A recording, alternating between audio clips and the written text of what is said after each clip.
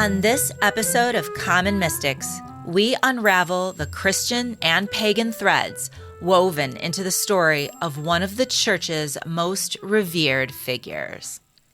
I'm Jennifer James. I'm Jill Stanley. We're psychics. We're sisters. We are common mystics. We find extraordinary stories in ordinary places. But on this episode, we are discussing the pagan origins of the Virgin Mary. I'm excited.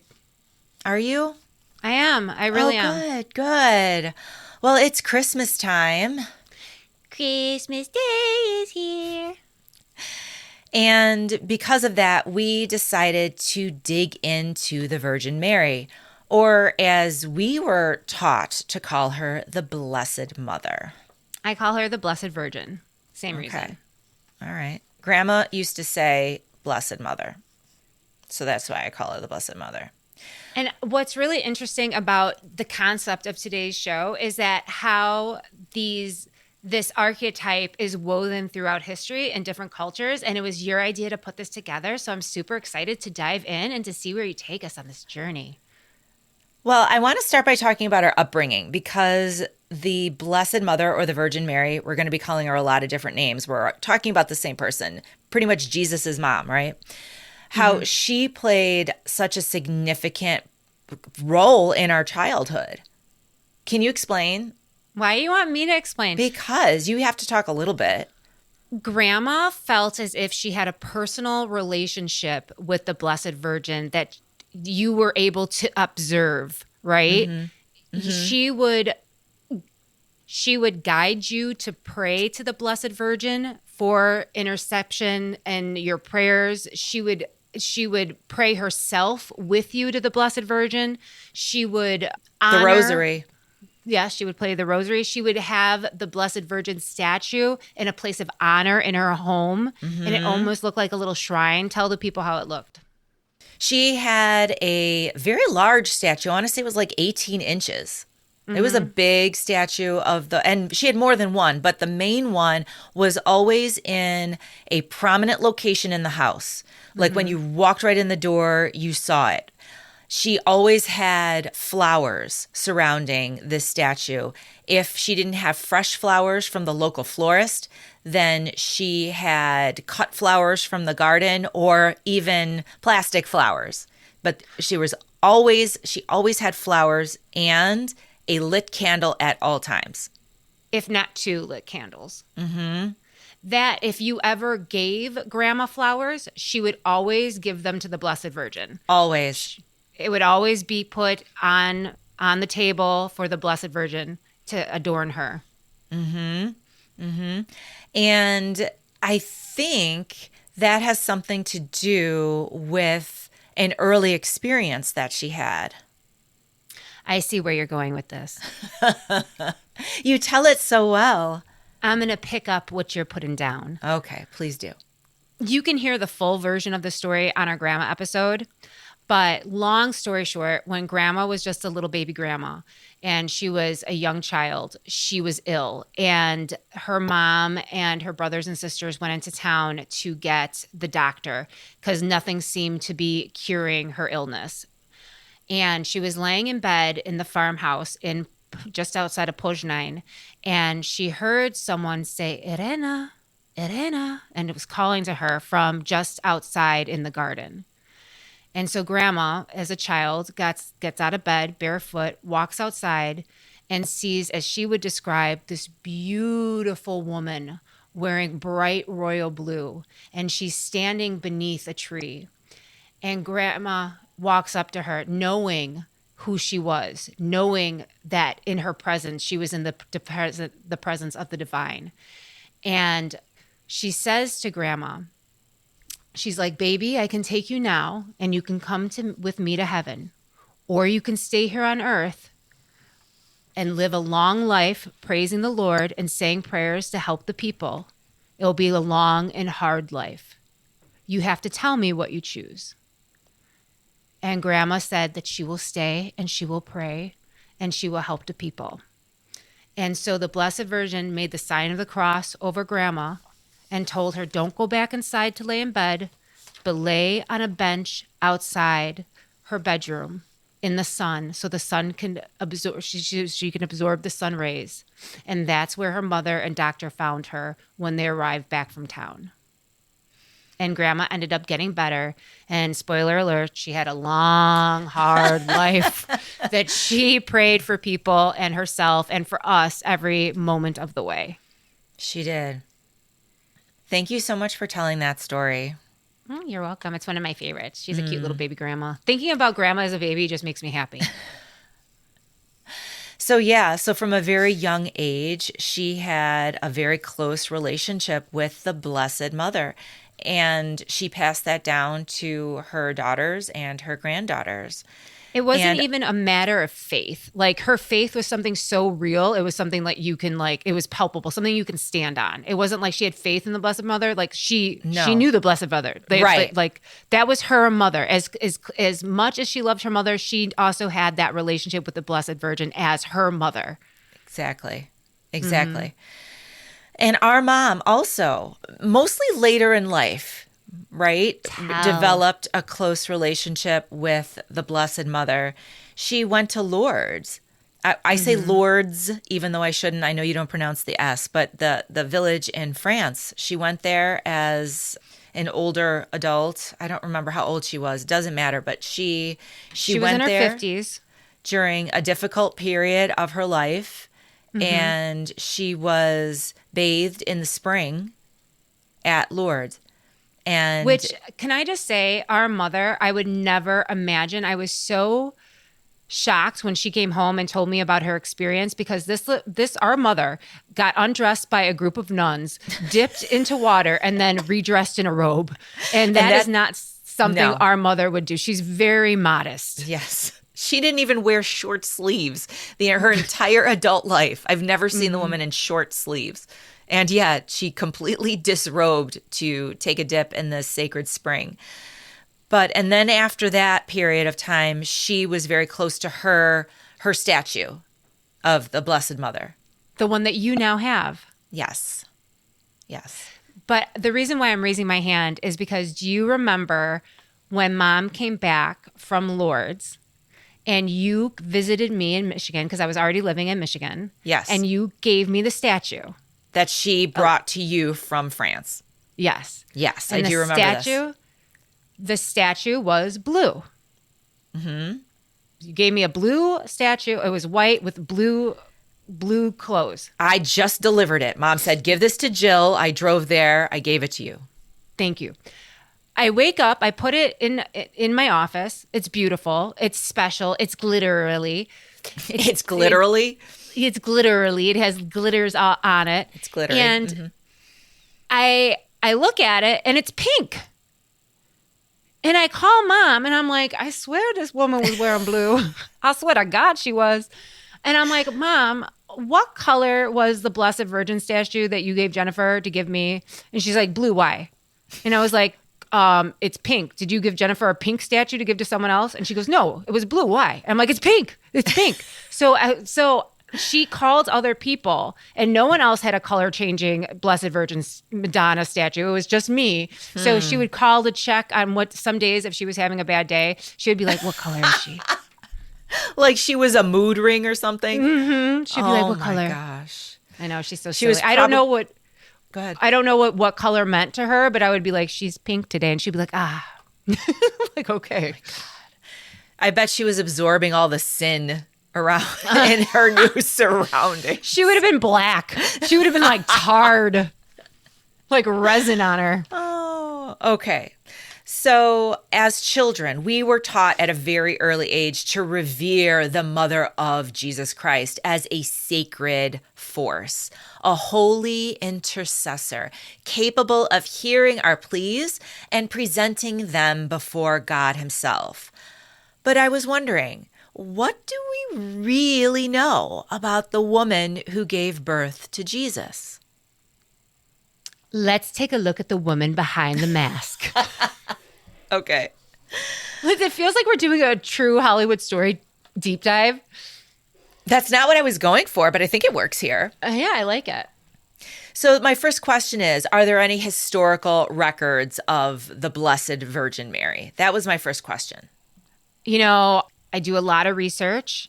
They had a lot of things on stone back then. You can trace Ashkenazi Jews back in the day. So I'm going to say yes. Yes. Okay, so the historical record is extremely limited on the mother of Jesus. First of all, she didn't do any writing about herself that is available. Like, it doesn't exist. If it did once exist, it has never been found. So we can say there's no firsthand writings by Mary, and there are no Roman or Jewish or any secular historical accounts during her lifetime that mention her specifically. Interesting. So nothing during her lifetime that we know of.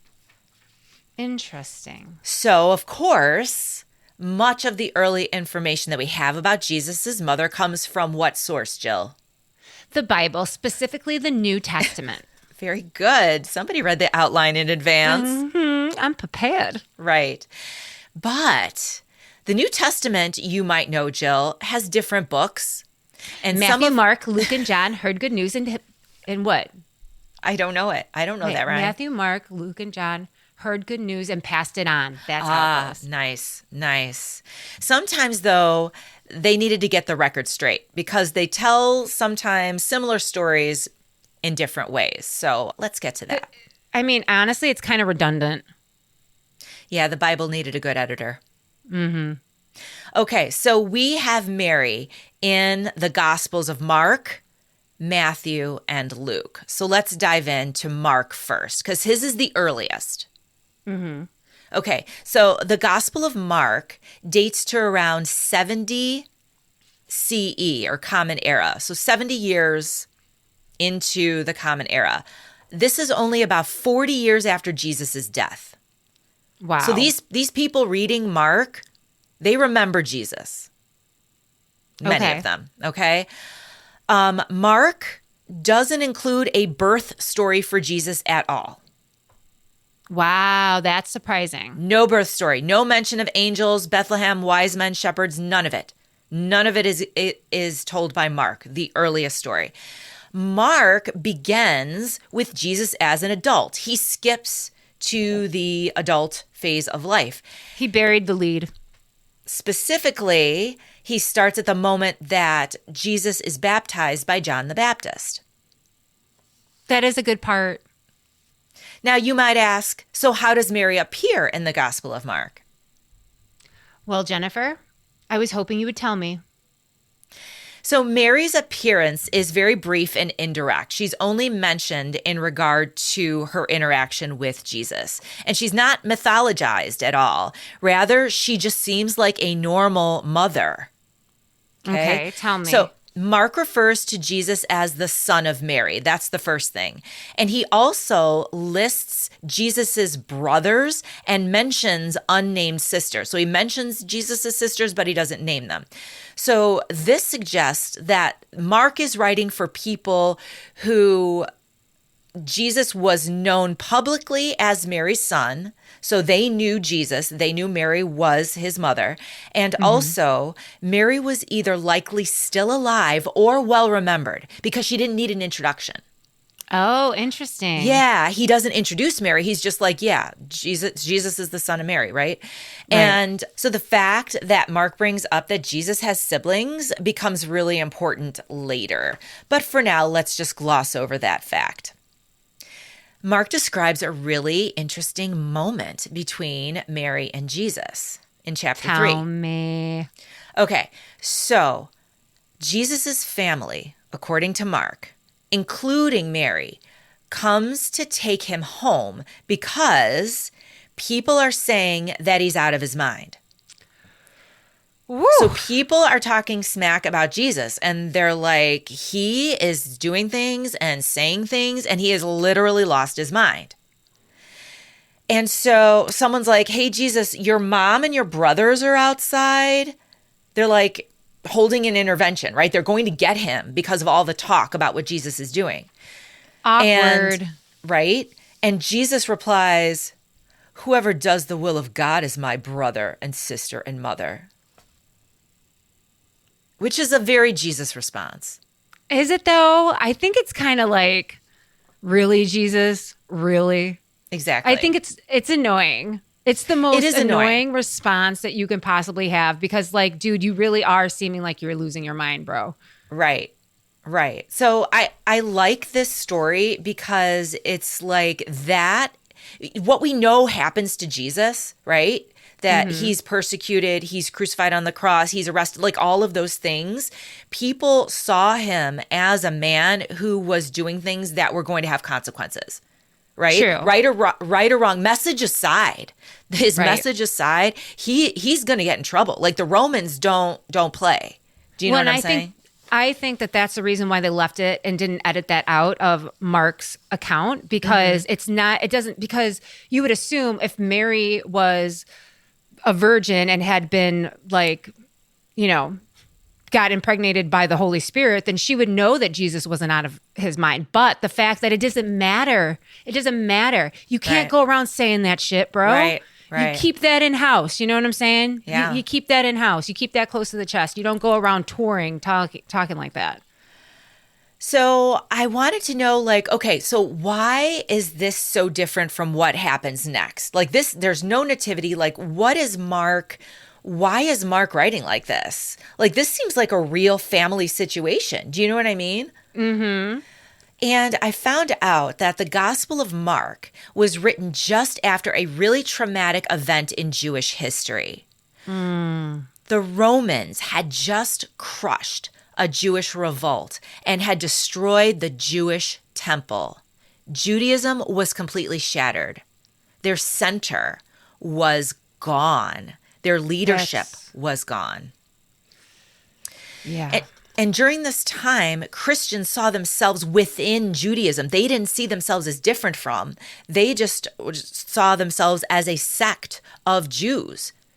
And Mark's gospel doesn't focus on Jesus's origin story because it focuses on adult Jesus and how even adult Jesus was suffering. He was misunderstood. He was rejected, just like the people in Mark's community that would have been reading this gospel. Jesus was going through the same things they were going through 40 years after his persecution and death. Wow. Right? So I never thought of it like that. Yeah. So that's why he takes this slant to his gospel. But we see, Jill, in the next decades, things are going to change. And Christianity is going to undergo a major identity shift. And Jesus was given an origin story for a very particular reason. Tell me, hit me up with the next gospel. Which one is it, Jill? It's Matthew. The Gospel of Matthew. Matthew wrote his gospel in the 80s, about 10 years after Mark. Okay, so now so some still time has passed.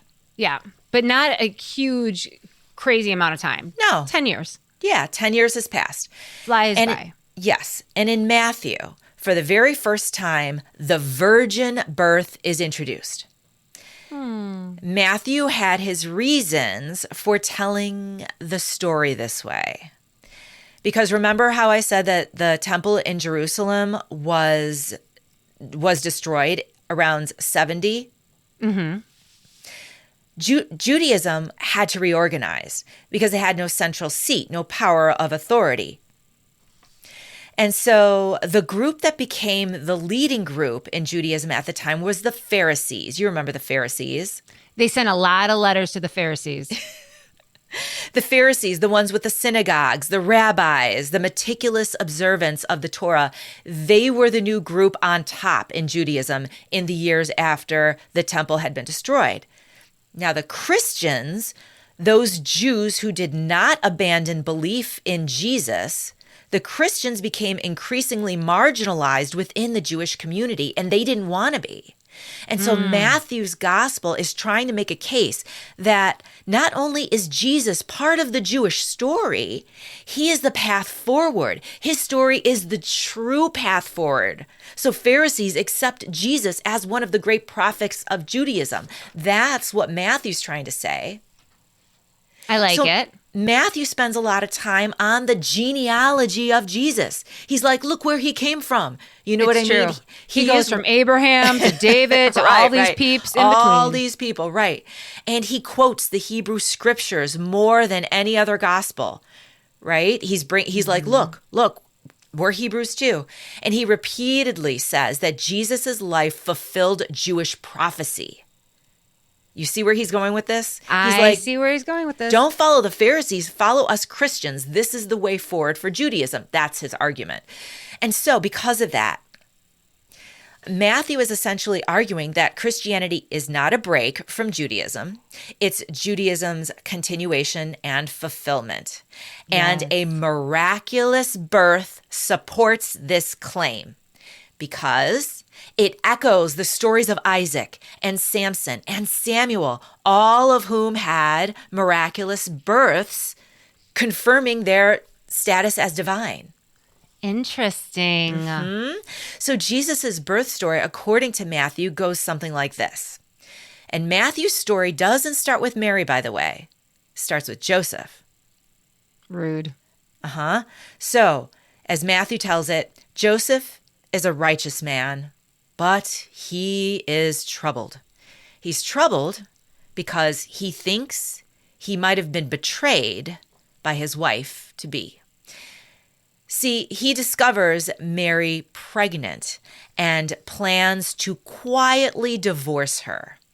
But then an angel appears to him in a dream. Do not be afraid, it says. The child is from the Holy Spirit. He will save his people. So the child Jesus is born in Bethlehem. A brilliant star rises in the sky. The Magi from the east arrive to pay him homage. They bring gold, frankincense, myrrh. You know the story. They kneel before the child Jesus and they call him, what do they call him? The King of the Jews. The King of the Jews. But that's a strong statement. It sure is. But this news terrifies another king, King Herod. And Herod orders the massacre of all Bethlehem's young sons in an effort to eliminate this threat. Of course, Mary and Joseph escape with the infant. And that part of the story sounds a whole lot like Moses, doesn't it? Yes. Moses' birth. Right? So he's making parallels to older prophets.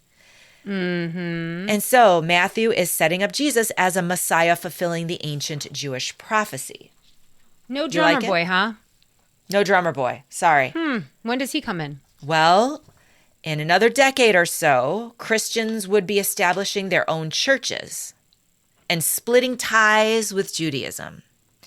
And here's where the origin story of Jesus would take on a new meaning and shine light on the mother of Christ. Love.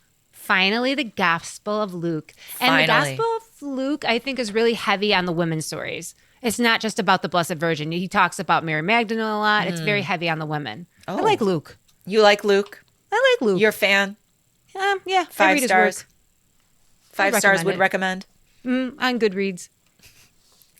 Luke's story begins much differently.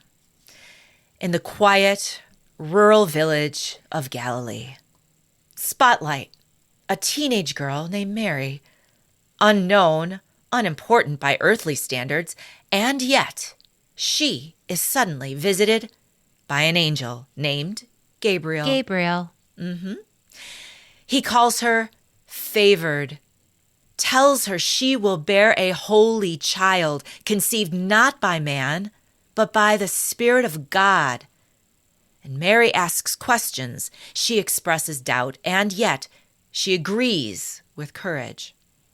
How do you stay humble after that? You know what I mean? Like, oh my God, God likes me so much. We're going to have a baby. Like, how? It's a good question. Not long after, she travels into the hills of Judea to stay with her cousin Elizabeth, who also happens to be miraculously pregnant. And the two women share a moment filled with joy, prophecy, and power. And Mary even bursts into song, celebrating a God who lifts the lowly and overthrows kings. How do you like that? But then, there's trouble.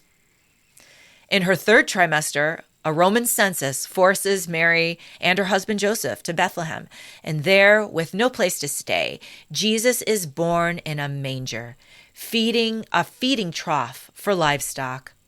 Nearby, the humble shepherds keep watch in their fields and are visited by a heavenly choir of angels. The angels proclaim the birth of a Savior and announce peace on earth. The shepherds rush to see the baby and share what was told to them. Mary treasures these things and ponders them in her heart. Wow. This is very different from Matthew's story. Very different, but very much how we grew up looking at the birth of Christ. This is the story that stuck out. So Well, I think our story combines Matthew and Luke, to be honest. The Magi, the three kings, they're part of the story as well. They're from Oriented. The Orient. The Orient, yes. Yeah, the Oriented. So what did you want to ask me, Jill? Why is Luke's version of Jesus' origin story so different than Matthew's? I'm so glad you asked. There's a really good reason. Tell me. Okay, so by the time Luke was telling his version of the story between the year 90 and 95, things had changed a lot. A lot? A lot. So this is like 15 years after Matthew's story where he's trying to be like, hey, Jesus is a Jew. We're all Jews. Follow this Jew, not your Jew, right? Mm-hmm. And Christianity now, guess what? Huh. It's no longer a Jewish sect. They broke off. It broke off. It's growing on its own amongst non-Jewish people. Oof. Rome saw Jewish groups as suspicious and rebellious. And so Christians, now no longer a part of Judaism, are trying to differentiate themselves from the militant Judaism. They are now living in a world where alignment with the Roman rulers is going to help their survival. Note how Luke is all about peace and love and Mary, and right? Mm-hmm, and very soft, very fluffy. And less about like the king of the Jews, right? We are no threat to any kings here. We love everyone. We just want to get along. La-di-da-da-di-da. Now that Christians are writing their own scripture 15 years later and leaving Judaism behind, they needed a divine origin, a way to say that Jesus isn't just a prophet. He was God's plan from the beginning. Just look how he sent that angel to Mary to tell her. Mm-hmm. Right? This is different from Judaism. Luke was also addressing some bad press that resulted from Matthew's version. You can't be calling people the king of the Jews and just like... Well, do you remember how he started with Joseph? All like, I think my woman like is cheating on me. Mm-hmm. That made Mary look really bad. No kidding. Yeah. And so there were actual rumors circulating that Jesus was illegitimate. Because look, even Joseph thought that she was screwing around behind his back. Well, he kind of was. I mean, he wasn't really the son of a carpenter. You know what I mean? Like... Non-Christian sources mocked the virgin claim. And so Luke's story dignifies Mary. It's about her. It's about her consent. It's about her courage. She is not ashamed. She is chosen. So and Luke yet turns the tables on the rumors and the way Matthew didn't put a spotlight on Mary and what she went through. Luke does it for us. Thank you, Luke. Theologically, and remember, now Christians are writing their own theology. Like this is where it's being born. Theologically, the character, and I'm doing this in quotes, they create Mary as a character that can bridge to reach more people by appealing to them in a different way. Because Christianity is looking for converts. Yep. Mm-hmm. And it was very male-led, and they knew it. And the divine was increasingly described in male terms, and they saw that as a problem with getting as many people on board as possible. You can't isolate the women. No. So Mary represents compassion, whereas God the Father was justice, right? Mary was accessible, whereas God was more distant. Mary was a human story to root the cosmic claim of Jesus' divinity.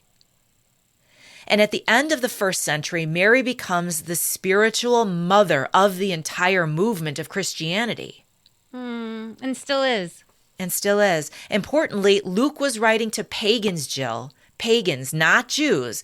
People like Greeks and the Romans, people outside the Jewish tradition. And he was trying to win them over by absorbing the existing pagan traditions and reframing them within a Christian context. We see that time and time and again. The Yes, we reframing do. of pagan ways. Should we talk about that a little bit? I was just going to ask, how did pre-Christian goddesses become the mother of God? Because that's essentially what you're saying. It's exactly what I'm saying. Long before Christianity took root anywhere, people across the ancient world told stories of powerful fertility goddesses, figures who held the secrets of life, death, and creation itself. I love it. For example, in Egypt, ancient Egypt, they had Isis. Isis was the most powerful and beloved goddess in the land, celebrated as the embodiment of magic, of motherhood, and of divine protection. According to myth, when her husband Osiris was murdered and dismembered by his jealous brother, Isis gathered the pieces of his body and resurrected him through her magical power and conceived their son Horus. As the mother of a divine king, Isis became the symbol of fierce devotion, creative power, and the eternal cycle of life, death, and rebirth, qualities that deeply influence later traditions of sacred motherhood, including the evolving image of Mary in the Christian world. I love it. I've heard of her. Yes.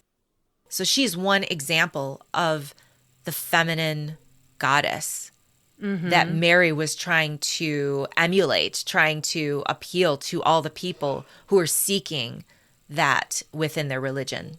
I love it. But it wasn't, it wasn't only in Egypt. Let's take Babylon. Ishtar.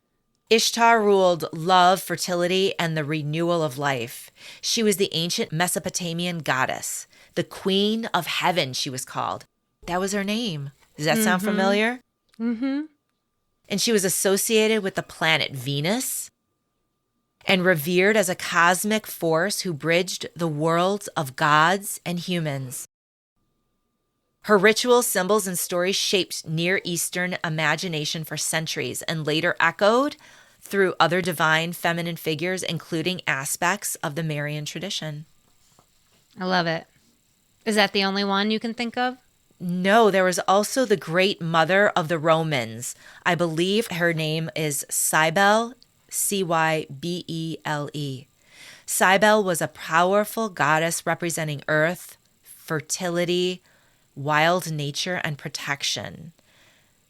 She was mother of gods and humans alike and embodied primal creative energy, and she was worshipped in ecstatic rituals meant to connect devotees to her raw life-giving force.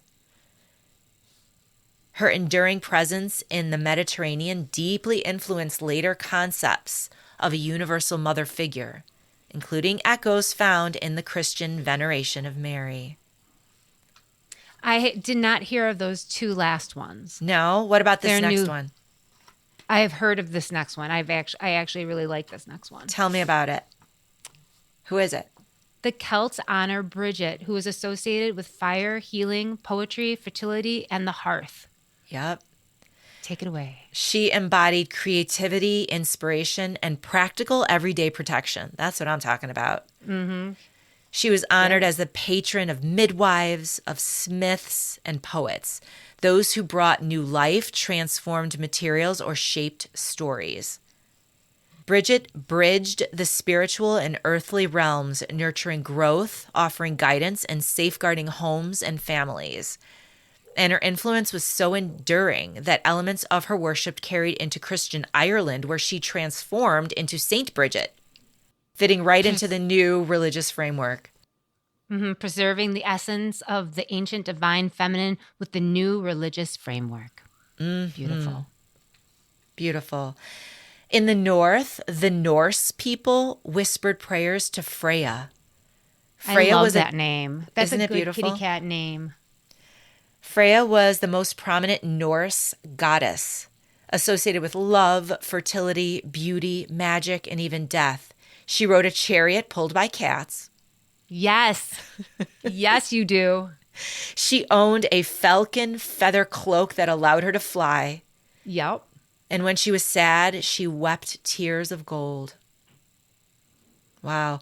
As a chooser of the slain, she received half of all the warriors killed in battle into her hall, sharing this role with Odin. So it sounds like she was Odin's kind of consort or wife.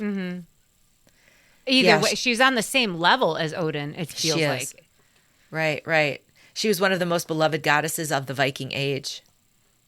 And in Asia Minor, Artemis of Ephesus. I feel like I heard of Artemis. Yes, you absolutely have.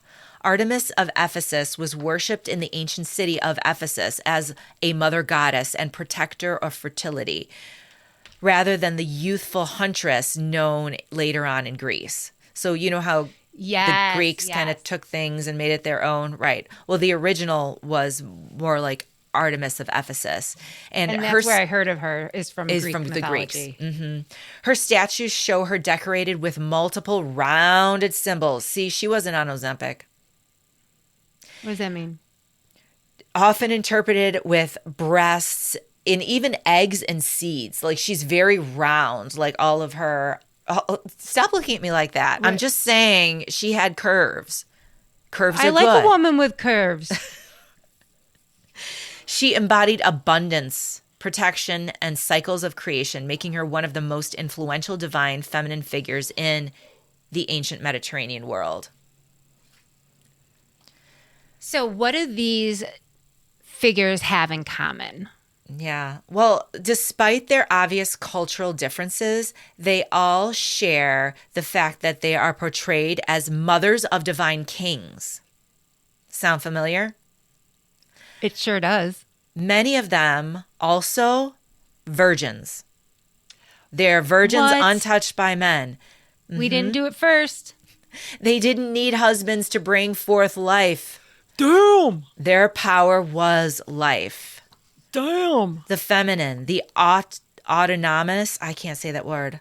Autonomous. Autonomous. Yes, you're right. Autonomous. All right. Ready, Brian? What do you mean, Brian? Leave that in. I said that shit right. I got that. All right. Brian, you leave that. Leave it in, Brian. Autonomous source of creation. Think about it. Wombs swelled and they didn't know why. Do you know what I mean? No. Like, yeah. Women are creation. Women give birth, right? Seeds sprout. The moon pulls the tides. Like, they don't know the science behind it. All they know is like the feminine is the source of life. Yep. So when Christianity spread through these lands, and these lands that were steeped in this goddess worship, it encountered a spiritual landscape already shaped by these archetypes. And these people, they weren't willing to give up their sacred mother figures, the figures who made sense of life's magic.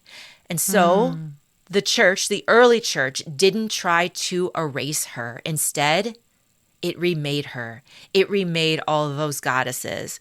It remade Mary into the ever virgin, a woman untouched by man, yet the mother of Christ. In her, the church rebranded the ancient concept of the Virgin Mother, transforming a familiar pagan motif into Christian theology. But Mary, the Virgin Mother, also took on other parallel characteristics of the pagan goddesses that we know and believe, many of us today. Tell me.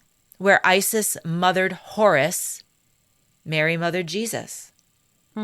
Where Bridget guarded the hearth, Mary guards the faithful. Love. Where Artemis nourished, Mary comforts. Where Ishtar renewed life, Mary brings salvation into the world. I'm getting choked up here. I know. I love her.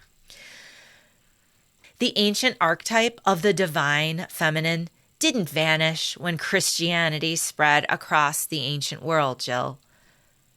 The goddesses who once ruled over birth, fertility, healing, protection, and mercy did not disappear. In fact, their qualities resurfaced in Mary, the Mother of Christ, the Queen of Heaven. Makes me want to pray the rosary. And I think the most powerful message is, so when we revere the Blessed Mother, the Virgin Mary today as the Mother of Christ, when we pray to her, when we light candles before her image, when we call her mother, we are not just participating in something that is Christian. We're participating in a spiritual instinct as old as humanity itself. Oof. Right? Can we meow now? No. Do you think that some people are going to be offended by the fact that we are suggesting that Mary is a character that was made up by these gospel writers? Because we're very much saying that these messages were created for a particular purpose. I mean, I assume that the people that would be offended by that notion Aren't would not listening be to the us? people exactly that are Okay. not the people listening to this podcast. Okay. But I do think that there are some people that would find that offensive because there are some people that take the Bible literally. Do you think our grandmother would find this offensive? Yes, 100%. 100%. I think that what grandma is that she's so close to the idea of Christianity and being Catholic that she can't see the archetypes for what they are and how what resonates with her is what's presented to her, right? Right. And I think I agree. I think her. Yeah, go ahead. That is not a conversation that I would want to have with our grandmother. I would just be like, nope, you're right. Yeah, exactly. I agree with you 100% that her filter was so Christian that she would not be able to see outside of that. Correct. However, I wanted to ask you, does this change your perception of the Blessed Mother, the Virgin Mary? No, it makes her, I wouldn't say it changes my perception. It makes her bigger and more sacred to me.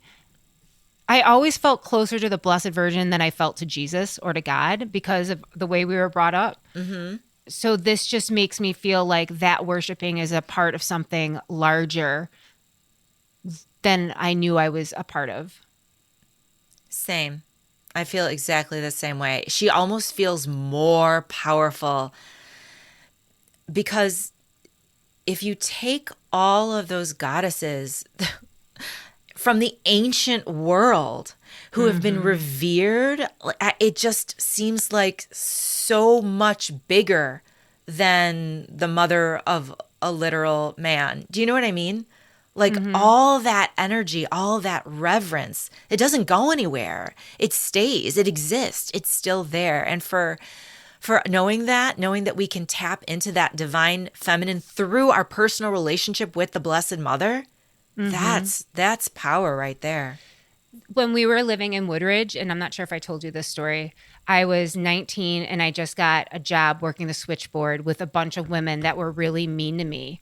And like it was a constant daily thing where they were like giving me shit to eat all day long. And I would just feel like depressed and sad. And I came home and one day I was crying in the basement TV room and I was crying to the Blessed Virgin.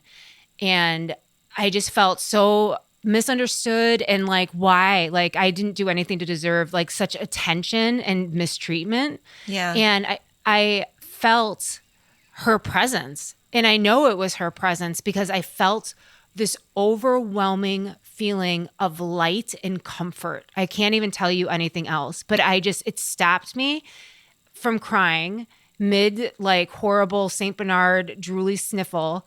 And I felt seen, heard, comforted, and loved. And I knew it was going to be okay. Wow. Yeah. What a profound experience. Mm-hmm. How beautiful. And I think about that whenever I'm sad about something, is that I may not always be able to get that kind of access to her, but that access is real. And I consider myself lucky to have that experience so palpable and tangible that I can draw on even when I'm in the moment I can't get there.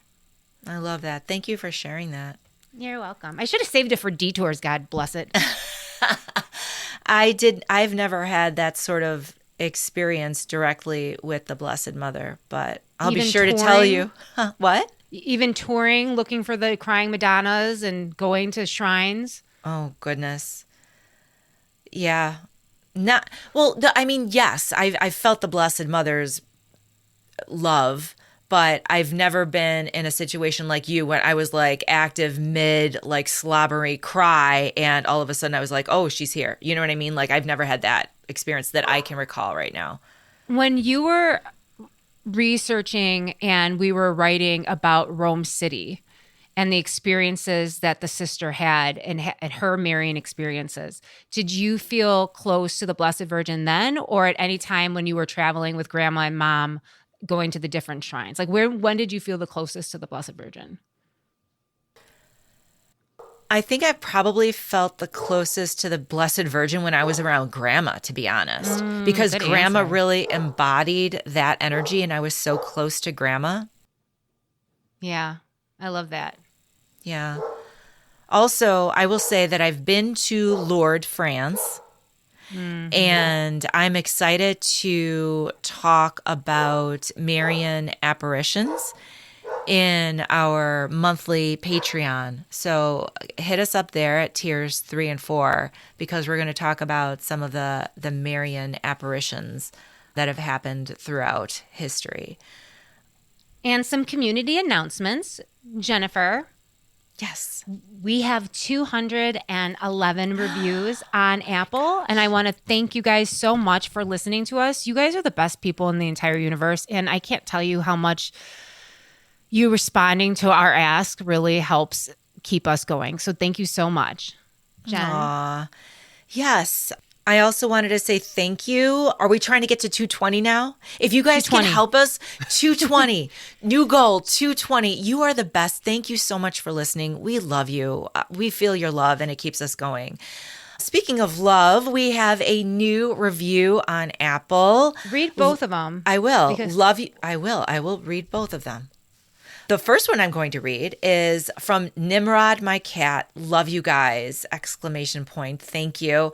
Nimrod says, I love the history and perspective that you two share, especially when you disagree. I think we've already read this one, but she added something at the end. I'll just keep going. It shows the complexity of many of these situations. Besides, you make me laugh. That's important. And then I think she added, wanted to say thank you for your mini meditation on connecting with a loved one who's passed. In early October 2024, I had to put my dog Samwise down due to doggy dementia. Oh, sorry, Nimrod. It was especially hard because he was my heart dog. I will love him forever. His name was Samwise. I went through the meditation and had a beautiful time with my boy. Thank you again for the services you provide. Big hug. I love you so much. Thank you for listening. And I am so glad that that meditation really resonated with you and your Samwise. And you got to spend time with him. Much love to you, Nimrod. And we have another one just from a few days ago. Callie E.B. said, so fun. It is so fun to listen to these sisters. It is easy to make connections to the wide range of stories they tell from a historical sense, pop culture sense, and sibling banter sense. A single episode can contain a range of emotions, like every great story. You can say that twice. I know. That's what I was thinking. Thank you for the work you do, especially for the spirit world. Oh, you guys are awesome. Thank you so much. Literally love you. Thank you. Thank you. Okay. I have a class coming up. If you are interested in developing your clairs, getting to know and learn about yourself in a small, safe group setting, I'm doing a class starting at the end of January. For details, please feel free to email me at commonmystics@gmail.com. You guys know my sister. You guys know that she is a master in understanding the way people learn and navigate their own psychic abilities. It makes me uncomfortable when you talk about me I like know this. that's why I have to do it, because you will not. So please do yourself a favor and support us by becoming a member of the class in January or the upcoming class in spring. Or you can have a personal mentorship with Jennifer one-on-one where she creates a curriculum to meet and fit your needs and desires and how you want to navigate the spirit world. Why do I feel like you're my pimp right now? Because I'm pimping you right now. Now, hard pivot. I am still giving readings, so please reach out. I know I have a couple of people scheduled for this coming week. Please reach out for readings for Christmas gifts or just to support the show. I'm offering tarot, mediumship, and energy readings, and I love just interacting with you guys one-on-one. It really feels like a community, and I already know you guys when you guys pop up on the screen and I get to see you and look into your eyes. So thank you so much for your support. And don't forget to please support us on Patreon. This show is only being broadcast to you by listeners like yourselves. So please do us a favor and support our show, even if it's just for a couple of dollars a month. We love you, and we hope that you do enjoy the additional content that we put together for you each month and every other week. Love you all. Thank you so much for listening to the end. Wait. And yes, go ahead. This is our Christmas episode. We meow, number one. Jill. Number two, Merry Christmas, Happy Hanukkah, Happy Kwanzaa. Everyone, it's been rough out there. We see you. We know. We're sending love. We're trying to raise the vibrations of this world at such a turbulent time. So join us as we meow. And if you can't meow, please name that song. Are you ready? What are we meowing, Jill? Meow, meow, meow, meow, meow, meow, meow, meow, meow, meow, meow, meow, meow, meow. Meow, meow, meow, meow, meow, meow, meow. Meow, meow, meow, meow, meow, meow, meow.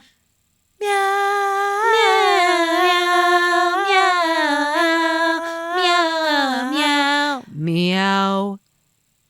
You know what? This is not going to work. Brian's going to have to edit this out. It's not syncing up. My internet is glitchy. Sorry. Okay, so we're going to have to do it again. No, we're going to have to do it again. If we don't do it again, bye. Brian's going to keep it in. No, he's not. Take it out, Brian. Brian. Love you, Jill. Bye. Brian, we're keeping it in. Keeping everything. Merry Christmas. Keeping it Bye. all. Merry Christmas. We love you guys so much. Thank you for tuning in and having fun with us all year. We love you. God bless you. Be blessed in 2026. Look forward to connecting with you guys soon. This has been a Common Mystics Media production. Editing done by Yokai Audio, Kalamazoo, Michigan.